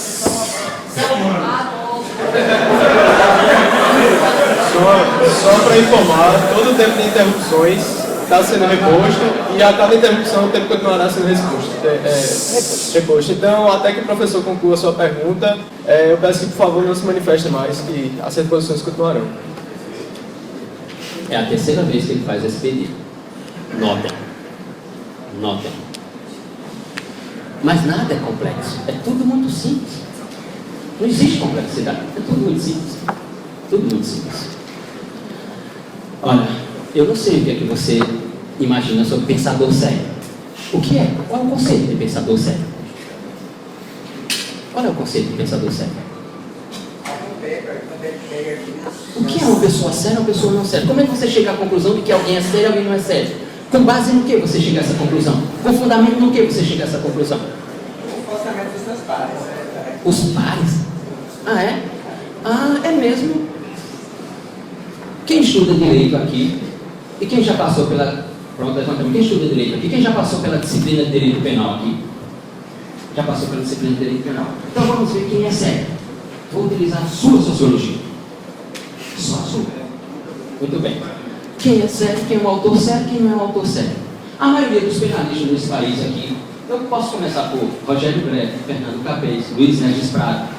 Eu posso ir até aqueles que eram realmente autores de direito penal, como Nelson Greia, Heleno Cláudio Cardoso, Aníbal Bruno, Buxote da Silveira, Basílio Garcia. Eu posso ir para aqueles que eram autores considerados clássicos de direito penal.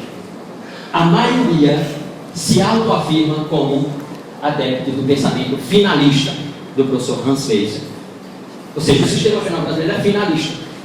Olha, Weisser era finalista e nazista. É um autor sério. Edmundo Mesmer, que é neocantiano da filosofia dos valores, é o mesmo autor das cartas eugênicas para o Führer, de que dizia que na sociedade alemã não poderia ter pessoas como você. Que pessoas como você. Responda a minha pergunta. Vou responder. Bem, você falou, eu não interrompi. Estou respondendo. É um problema de comunicação. Estou respondendo a sua pergunta sobre autores sérios que não são. Edmundo Messer era o autor das cartas eugênicas que pensou sobre você não poderia fazer parte da sociedade germânica ariana. Então, veja, são essas questões. Eu não sei o que é um autor sério ou o que é um autor não sério. Eu só sei quem são os autores, porque escrevem. E aí publicam os livros, eu posso comprar o livro ou não posso comprar o livro. Essa é a questão.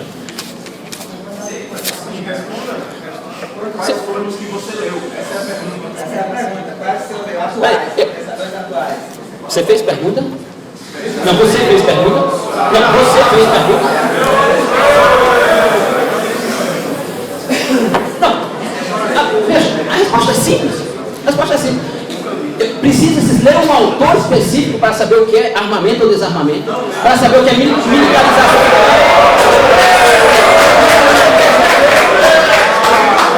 Ou seja, para eu saber o que é segurança pública, eu tenho que ler o que escreveu Eduardo Soares, do Rio de Janeiro, é isso? Para eu saber o que é justiça, eu tenho que ler o que escreveu o professor José Eduardo Cardoso, ministro da Justiça, na Pontifícia Universidade Católica de São Paulo. Eu preciso saber disso. Para aí. Após eu vou utilizar um autor que provavelmente na sua cabeça é sério. Immanuel Kant. Kant não é sério. Aqui é sério. Muito bem. Resposta à sua pergunta. Como é que é?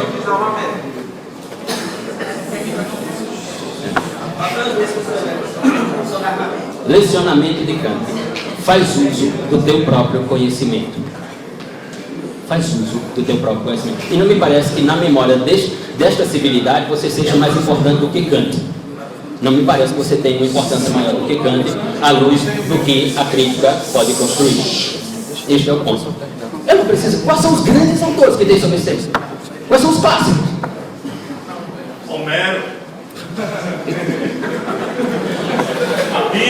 Homero vivia no Morro da Rocinha, no Rio de Janeiro, onde eu estive lá, sábado. Ele vivia lá.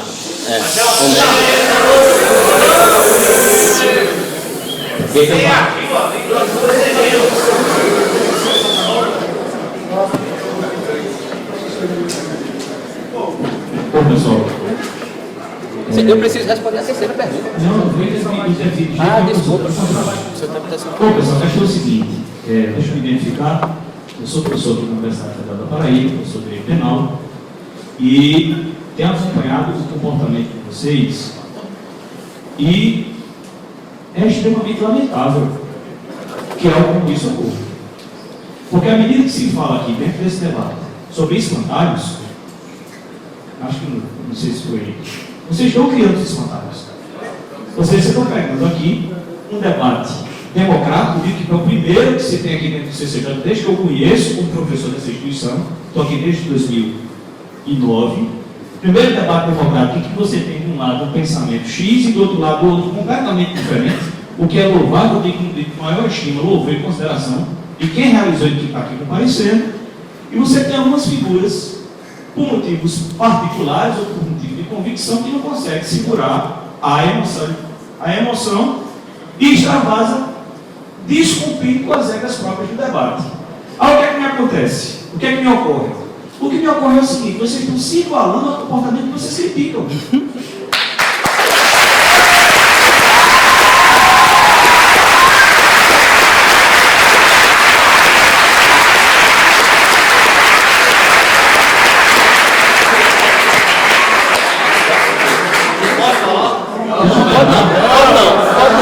Você pode falar não. Desculpa, professor, eu tenho condições de raciocínio, mas eu posso não concordar com nada que o professor diga aqui, nada que o Benê Barbosa diga ali. Agora existe uma regra de debate. O fato de o professor, através da sua forma de exposição, estabelecer uma certa linguagem que se agrida ou que gere qualquer tipo de constrangimento ou emoção, você tem que ter maturidade suficiente para saber enfrentar isso no momento correto. E o momento correto é fazendo uma pergunta com a devida propriedade para que você possa, com objetividade, mostrar até que ponto aquilo se trata de um argumento ou uma mera falácia. E o que é pior? Se não se trata de um argumento, isso é pior. qualidade possível, que é o ad hominem. Coisa que eu estou vendo gente que sabe exatamente o que é, que estuda exatamente os efeitos do ad hominem, que criticam quem pratica o ad hominem, fazendo ad hominem aqui por pura leviandade. Não é possível. Então vamos nos comportar dignamente. E se alguém levantar o dedo e dizer, mas dentro de um debate com a CUT, marxista, o pessoal age errado, e daí? E daí? Se vocês querem fazer a diferença, se vocês querem defender o ponto de vista com razoabilidade, o mínimo que é exigido é um comportamento civilizado. Me perdoe dizer isso, eu digo isso muito triste. Então respeite as regras de debate, respeite o minuto de pergunta.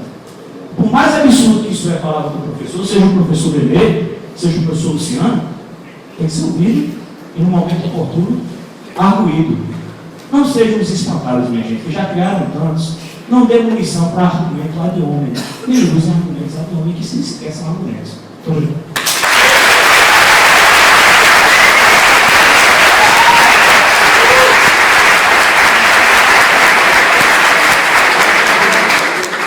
Pessoal, só concluindo aqui o que o professor acabou de falar, a gente também está com horário muito restrito. O professor William Barbosa tem que pegar um voo. Tem 15 minutos só mais.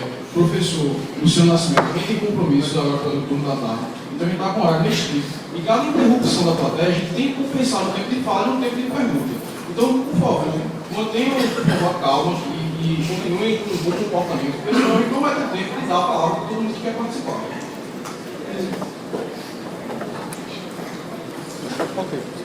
Serei breve na terceira pergunta. Veja, em momento algum eu fui interrompido por Barbosa, o debatedor. Em momento algum eu o interrompi. Mas há gente aqui, e não é pouca, que se arroga na legitimidade de interromper. Nota o que é a democracia e o Estado Democrático de Direito. Ou seja, construir civilidade não é uma tarefa fácil. Ser civil não é uma tarefa fácil. Fácil é viver no estado de natureza. Porque lá você pode fazer o que você quiser, mas o outro pode fazer também. Agora, na democracia, não. Na democracia é o ordenamento jurídico que determina o limite das minhas ações. E se ele existe previamente, eu tenho que cumprir. Cabe a mim esperar o momento em que ele me concede a fala, me concede a manifestação, me concede a argumentação. E aí eu exercerei o meu direito à luz do ordenamento jurídico. Não para fora dele e nem para além dele. O ordenamento jurídico, portanto, cria civilidade. O que significa dizer, por outras palavras, que a nossa civilidade não é cívica, é normativa. Hans Kelsen tem razão. Mas isso era 1911. Só para isso. Terceira pergunta para finalizar, e o professor Barbosa poder se manifestar e ter tempo para as respostas. Veja, meu senhor, que eu não lembro o nome, não escutei quando você... Plínio. Engenharia. Há um pensador alemão muito importante chamado Leibniz, que reconstruiu a ideia matemática de Aristóteles a partir de 1773. E se esse método comparativo fosse tão eficiente, a engenharia neste país já não teria causado tanto estrago. É só notar os prédios que já caíram no Rio de Janeiro, é só você ir à praia do Boqueirão em Santos e notar a situação daqueles prédios, como é que ela está, e notar que método comparativo... veja, construir civilidade não é nada fácil. Até o século XVIII, a Europa era um mangue. Levou-se séculos e séculos para se construir civilidade. Se tornar civil não é uma tarefa fácil. Ora, o método comparativo não é uma alternativa. Não existe comparação da matemática entre realidades que ela constrói. 2 mais 2 são 4 em qualquer parte do mundo. E não há método comparativo para isso. 2 mais 2 são 4 em qualquer parte do mundo. Agora se pergunta, por que 2 mais 2 são 4? Com exceção aos advogados. Porque se você perguntar, eles dizem, quer que dê quanto? Eu peticiono para o juiz, ele prolatar a decisão, pode dar 8, pode dar 9, pode dar 10. Depende do que o juiz disser na sua sentença. Por que 2 mais 2 são 4? Por quê? Por que 2 mais 2 são 4 aqui, são 4 em Paris, em Roma, em Bruxelas, em Amsterdã, em Nova York, em Chicago? Por que tu não usa o método comparativo para dizer que 2 mais 2 não são 4?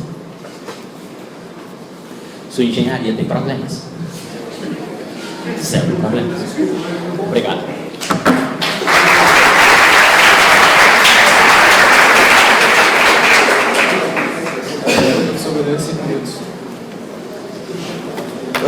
Bom, eu vou ser bastante sucinto nas minhas respostas, porque infelizmente eu realmente estou já em cima do horário. A gente ia ter até mais dois blocos, né?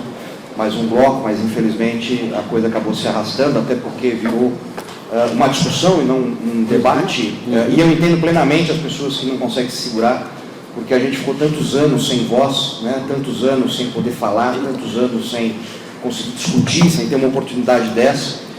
E isso acaba acontecendo mesmo.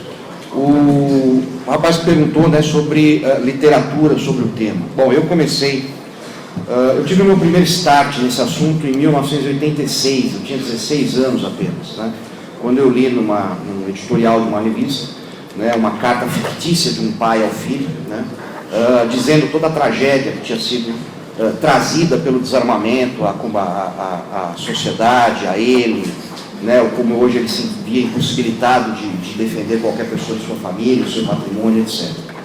Na década de 90, né, Fernando Henrique Cardoso introduz o desarmamento como a gente conhece hoje, moderno, né, que é uma das diretrizes da ONU, etc. E aí eu realmente comecei a me interessar pelo assunto, inicialmente de uma forma visceral, de uma forma bastante passional e muito muito parcial mesmo, né?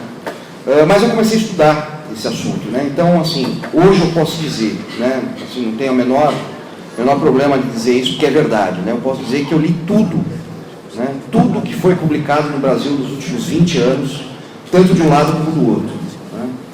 Porque não foram poucas as vezes que eu me fiz essa pergunta, né? Não foram poucas as vezes que eu me contestei, né?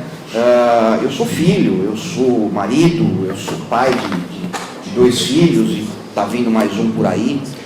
Então é uma preocupação real para mim se eu estou de repente lutando realmente por uma coisa melhor ou se eu estou lutando simplesmente por uma coisa que eu acredito, né? E esse tipo de discussão tem que ser trazida para você mesmo, né? E a forma que eu encontrei de fazer isso foi exatamente ouvindo e lendo o lado contrário, né?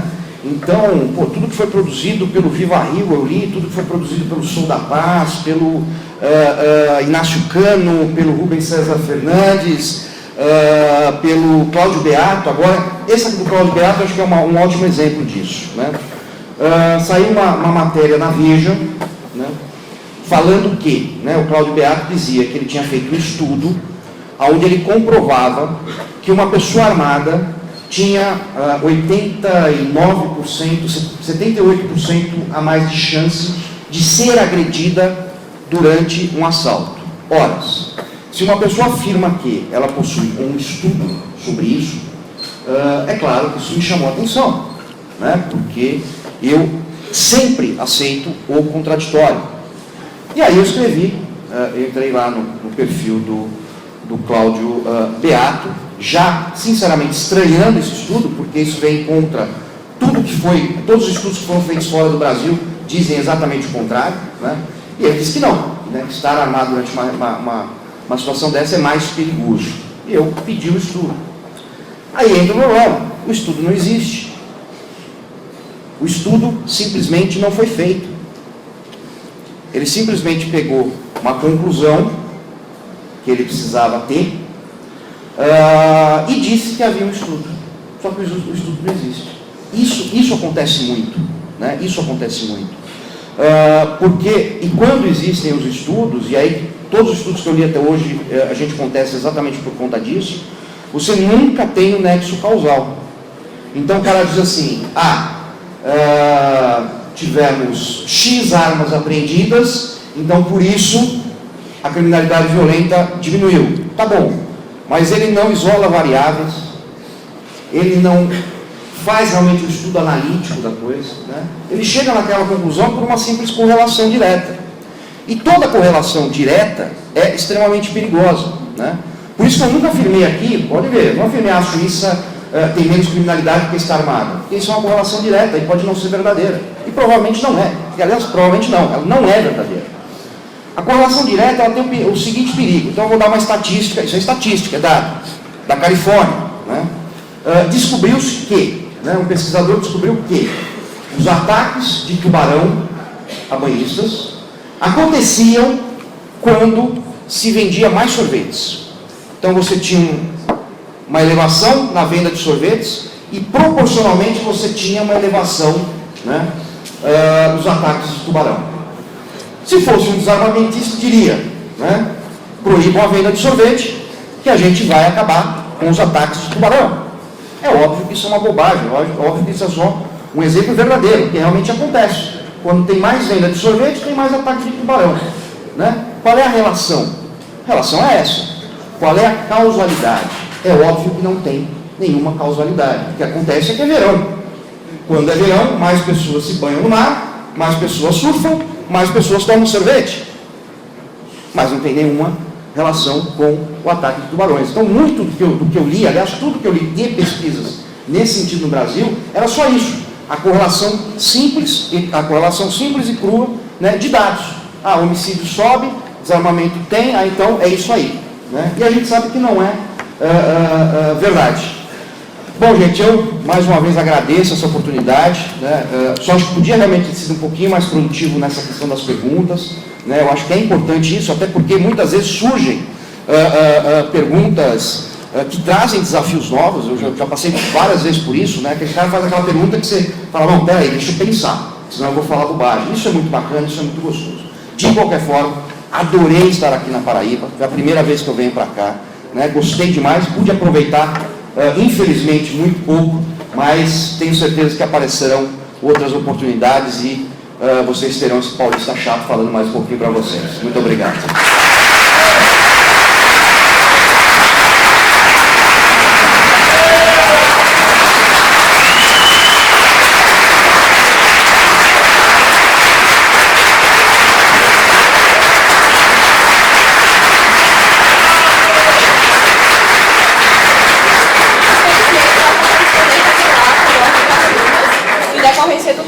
Como já foi dito pelo professor Benê, mas em nome do diretório acadêmico, do professor Tarcísio Buriti, do grupo Joaquim Nabuco, a gente agradece aos professores pela presença, agradece também a todos por abrilhantar o debate. Aproveito para anunciar a vocês que ocorrerá entre os dias 21 e 22 de setembro, no Teatro Paulo Pontes, o segundo seminário do projeto Trabalho de Todos. As inscrições são gratuitas e vocês poderão ter mais informações no Facebook do DACAB. Informo também que os certificados serão entregues agora na saída do evento para aqueles que fizeram as suas inscrições no início. Obrigado, professor Benê. Obrigado, professor Luciano. Encerra aqui o debate.